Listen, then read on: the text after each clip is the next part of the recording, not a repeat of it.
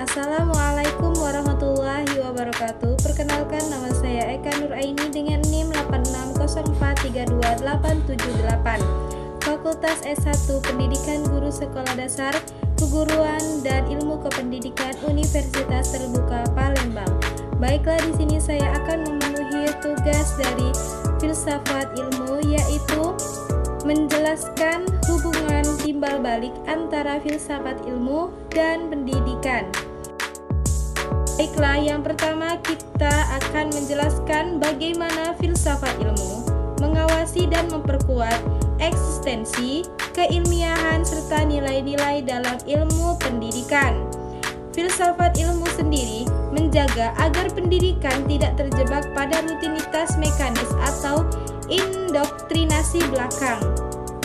Hal ini dilakukan melalui 3 pilar. Yang pertama yaitu ontologi atau hakikat ilmu pendidikan, menjawab apa substansi dan objek yang dipelajari dalam pendidikan. Yang kedua yaitu epistemologi atau cara memperoleh pengetahuan, mengawasi metode dan proses keilmuan pendidikan. Yang ketiga yaitu aksiologi atau nilai dan kegunaan, yaitu memastikan bahwa ilmu pendidikan memiliki arah yang etis dan moral. Baiklah, yang kedua yaitu bagaimana pendidikan yang bermakna dan bernilai turut memperkuat perkembangan filsafat ilmu. Pendidikan yang bermakna dan bernilai menjadi laboratorium hidup bagi perkembangan filsafat ilmu. Ketika pendidikan berhasil mendorong peserta didik berpikir kritis, reflektif, dan memecahkan masalah kontekstual, maka proses ini memvalidasi teori-teori filsafat ilmu itu sendiri. Pendidikan yang baik membumikan filsafat dan tataran teori abstrak menjadi realitas yang aplikatif. Sebaliknya, dinamika dan tantangan baru di ruang kelas atau misalnya perubahan gaya belajar atau dilema moral memicu lahirnya pemikiran, teori, dan cabang filsafat ilmu yang baru. Baiklah, pembahasan yang ketiga yaitu mengapa filsafat ilmu dapat disebut sebagai pisau analisis atau ontologi, epistemologi, dan aksiologi dalam membedah persoalan-persoalan pendidikan. Filsafat ilmu sendiri disebut sebagai pisau analisis karena memberikan 3 sudut pandang tajam untuk membongkar akar masalah pendidikan. Yang pertama yaitu pisau ontologis, membedah kurikulum atau kebijakan untuk melihat apakah landasannya sudah sesuai dengan hakikat perkembangan peserta didik atau justru mereduksi potensi mereka.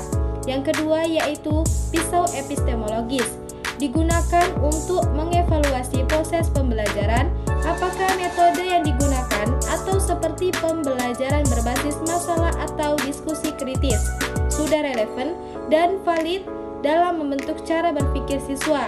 Yang ketiga yaitu pisau aksiologis, menilai tujuan aktif pendidikan, apakah sistem penilaian dan kebijakan kelulusan sudah mengedepankan nilai kejujuran, integritas, dan keadilan sosial. Pembahasan yang keempat yaitu contoh konkret penerapan dalam praktek pendidikan. Yang pertama, dalam kebijakan kependidikan, penerapan sistem merdeka belajar didasari oleh aksiologi dan ontologi. Kebijakan ini meyakini bahwa setiap anak memiliki potensi unik yang tidak bisa disamaratakan atau ontologi, dan bertujuan untuk menciptakan generasi mandiri, kreatif, serta berkarakter atau aksiologi. Yang kedua, dalam kurikulum, adanya transisi dari kurikulum yang berpusat pada hafalan menuju kurikulum berbasis kompetensi dan karakter adalah bentuk epistemologi. Filsafat ilmu menuntut pembuatan kebijakan untuk merumuskan cara belajar yang lebih partisipatif, kontekstual, dan relevan dengan perkembangan zaman. Yang ketiga yaitu dalam proses pembelajaran, guru yang menerapkan metode pembelajaran berbasis proyek menggunakan pendekatan epistemologi. Siswa tidak hanya menerima informasi tetapi dilatih untuk mengkonstruksi pengetahuannya sendiri melalui observasi, analisis, dan pembuktian ilmiah.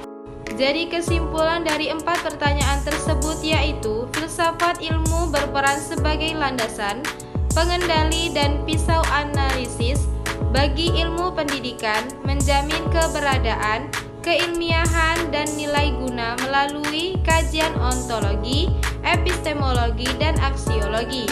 Sebaliknya, praktik pendidikan yang bermakna dan bernilai menjadi sumber gagasan serta ujian nyata yang menyempurnakan perkembangan filsafat ilmu. Hubungan keduanya saling menguatkan.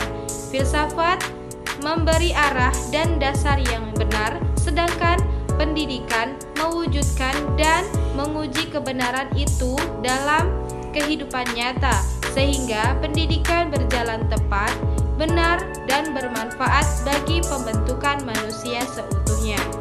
Baiklah, mungkin itu saja yang bisa saya sampaikan. Terima kasih. Saya akhiri. Wassalamualaikum warahmatullahi wabarakatuh.